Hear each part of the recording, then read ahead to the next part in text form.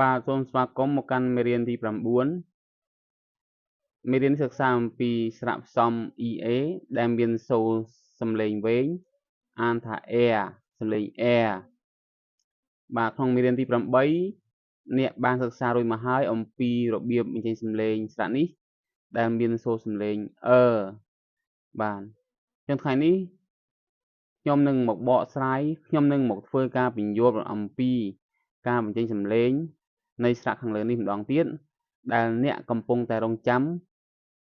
សិក្សាបន្តស្រៈនេះមានសូរសំឡេង air ដើម្បីកុំឲ្យខាតពេលយូរសូមមកសិក្សាតាមដានជាមួយខ្ញុំពីខាងក្រោមបាទ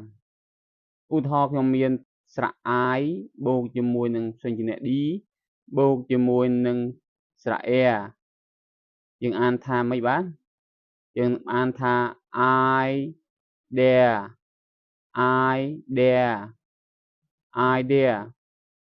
idea ប្រែថាគំនិតបាទពាក្យមួយទៀតយើងឃើញ ID ដដែលបូកជាមួយនឹងស្រៈ air បូកជាមួយនឹងផ្សេងជាអ្នក L យើងអានថា ideal ប្រែថាម៉េចបាទប្រែថាឧត្តមគតិបាទឧត្តមគតិពាក្យមួយទៀតយើងឃើញមានពាក្យផ្សេងជាអ្នក D បូកជាមួយនឹងស្រៈ air បូកជាមួយនឹងផ្សេងជាអ្នក L បូកជាមួយនឹងwith បាទយើងអានថា deal with នេះប្រែថាដោះស្រាយជាមួយបាទដោះស្រាយជាមួយហើយយើងមានពាក្យខាងក្រោមទៀតយើងឃើញមានផ្សេងជាអ្នក or ឬក៏ a ផ្សេងជាអ្នក or បូកជាមួយនឹងស្រៈ air បូកជាមួយនឹង ly បាទបានទៅជាពាក្យមួយដែលគេអានថា really បាទ really ប្រែថាពិតជាបាទពាក្យមួយទៀតយើងឃើញផ្សេងជាអ្នក h បូកជាមួយនឹងស្រៈ air បូកជាមួយនឹង l យើងអានថា hell ប្រែថាជាសះស្បើយបាទពាក្យបន្តមកទៀតយើងឃើញមានផ្សេងជាអ្នក m បូកជាមួយនឹងស្រៈ air បូកជាមួយនឹងផ្សេងជាអ្នក l យើងអានថា meal នេះប្រែថាអាហារបាទអាហារនេះគឺសំដៅលើអាហារ3ពេលអាហារពេលព្រឹកអាហារពេលថ្ងៃត្រង់និងអាហារពេលល្ងាចបាទអាហារនេះបាទតោះឥឡូវយើងមកបន្តពាក្យមួយទៀតគឺយើងឃើញមានសញ្ញា n បូកជាមួយនឹងស្រៈ air បូកជាមួយនឹងសញ្ញា or បាទអញ្ចឹងកន្លែងនេះយើងឃើញថាក្នុងភាសាអង់គ្លេសក៏មិនខុសពីភាសាខ្មែរដែរក្នុងភាសាខ្មែរអក្សរ or នេះស្មើនឹងអក្សរ rho ដែលខ្មែរយើងគឺកម្របបានប្រើសម្លេងណាស់បាទឧទាហរណ៍យើងមានពាក្យការកអាការដល់រោក៏ការកអាការដដែលនោះកអាការប្រទេសអន្តការផឹកទឹកបាទការនៅពេលកអាការមានរោនេះគឺសំដៅលើកិច្ចការងារបាទគឺរោនោះអត់មានសម្លេងទេបាទគ្រាន់តែជាសញ្ញាមួយដែលនៅបញ្ជាប់នឹងស្រៈរបស់ខ្មែរហើយយើងបែរមកក្នុងភាសាអង់គ្លេសវិញក្នុងភាសាអង់គ្លេសដូចគ្នាយើងឃើញមានស្រៈ e នេះគឺយើងឃើញមាន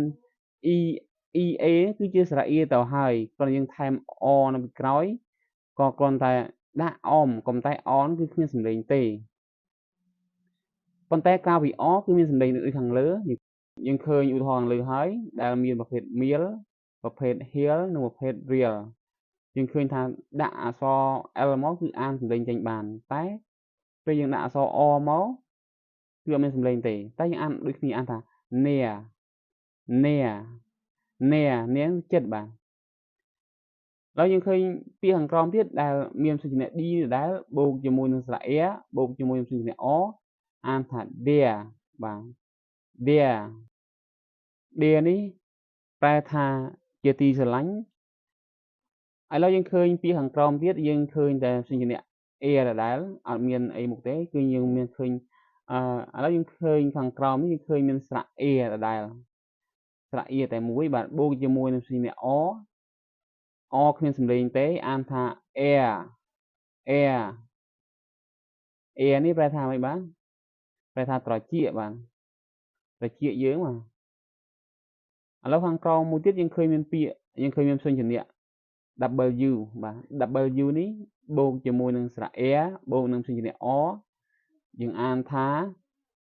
where where where វាប្រែថាស្លៀកពាក់បាទឥឡូវយើងសិក្សាពាក្យបន្តទៀតយើងឃើញមានព្យញ្ជនៈ S W បាទយើងឃើញមាន S W បូកជាមួយនឹងស្រៈ air បូកជាមួយនឹង o យើងអានថា swear swear swear swear នេះប្រែថាស្បត់ឬក៏ស្បត់សច្ចាបាទអូខេអញ្ចឹងយើងសិក្សាបន្តទៀតយើងឃើញមានព្យញ្ជនៈ T បូកជាមួយនឹងស្រៈ air បូកជាមួយនឹង o ព្យញ្ជនៈ o បានទៅជាម៉េចបាទអានថាម៉េចបាទអានថា tear tear tear នេះប្រែថាទឹកភ្នែកបាទអញ្ចឹងយើងសិក្សាពាក្យក្រោមទៀតយើងមានព្យញ្ជនៈ B បូកជាមួយនឹងស្រៈ air បូកជាមួយនឹងព្យញ្ជនៈ o យើងអានថា bear bear bear bear នេះប្រែថាខ្លាឃ្មុំបាទខ្លាឃ្មុំអូខេអញ្ចឹងសិក្សាពាក្យក្រោមទៀតយើងឃើញមានពាក្យ SP ព្យញ្ជនៈ SP នេះបូកជាមួយនឹងស្រៈ air បូកជាមួយនឹង o អានថា spare spare អញ្ចឹងយើងឃើញមានអក្សរទី1និងអក្សរទី2អក្សរជើងពោស្ពោដាក់ស្រៈ air spare spare ប្រែថាលំពេងបាទលំពេង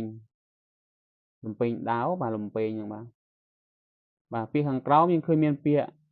យើងឃើញមានព្យញ្ជនៈ Y បូកជាមួយនឹង air បូកជាមួយនឹងព្យញ្ជនៈ o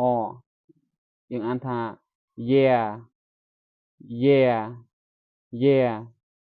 year នេះប្រែថាឆ្នាំបាទដូចឆ្នាំ2026ឆ្នាំ2027យើងប្រើកន្លែងហ្នឹងហើយបាទយើងប្រើពាក្យ year បាទអូខេអញ្ចឹងពាក្យបន្តមកទៀតបាទឥឡូវពាក្យក្រោយគេនេះគឺយើងឃើញមានស្រៈ A ព្យញ្ជនៈ double P បូកជាមួយនឹងស្រៈ air បូកជាមួយនឹងព្យញ្ជនៈ o អានថា appear appear appear appear ហ្នឹងប្រែថាលេចឡើងបាទលេចឡើងចឹងដើម្បីឲ្យយើងកាន់តែច្បាស់យើងមកធ្វើការប្រៀបធៀបពាក្យខាងក្រោមសិនប្រៀបធៀបរវាងពាក្យ idea ជាមួយនឹងពាក្យ appear យើងឃើញថា idea យើងឃើញមាន I ព្យញ្ជនៈ D បូកនឹងស្រៈ air អានថា idea ប្រែថាគំនិតបាទអញ្ចឹងកន្លែងនេះទោះបីអត់គ្មានព្យញ្ជនៈ o ពីក្រោយក៏អានថាស្រៈ air បាទទោះបីជាមានក៏អានថាស្រៈ air ឥឡូវយើងឃើញថាឥឡូវចាប់ដើមដាក់ព្យញ្ជនៈ o ចូលឧទាហរណ៍យើងមានពាក្យ appear យើងឃើញមានa p p e a o អញ្ចឹង o នៅខាងក្រោយបាទទោះបីជាមាន o ក៏អានសំឡេង air ដដែលគឺអាន appear ប្រែថាលេចឡើងបាទហើយនេះគឺជាសំឡេងចុងក្រោយរបស់ស្រៈ ea ដែលប្រែប្រួលទៅតាមស្រៈប្រកបបាទហៅថា sing បាទប្រែប្រួលតាម sing ប្រកបបាទអញ្ចឹងយើងបានឃើញច្បាស់ហើយយើងបានស្គាល់ច្បាស់ហើយពីរបៀបអាននៃសូរសំឡេងស្រៈនេះបាទអញ្ចឹងនៅវគ្គក្រោយនេះយើងនឹងឃើញមានសហគមន៍គ្នាទៀតថាស័ព្ទផ្សំទៀតរវាងស្រៈ e និងស្រៈ e បាទស្រៈ e និងស្រៈ e គឺមានសំឡេងជាស្រៈ e បាទអញ្ចឹងដើម្បីចង់ដឹងវីដេអូក្រោយដែលគេប្រើស្រៈ e និងស្រៈ e คล้ายជាស្រៈ e ដែរនោះចាំយើងសិក្សាជាមួយគ្នានៅវីដេអូបន្ទាប់បាទអញ្ចឹងសូមអរគុណបាទ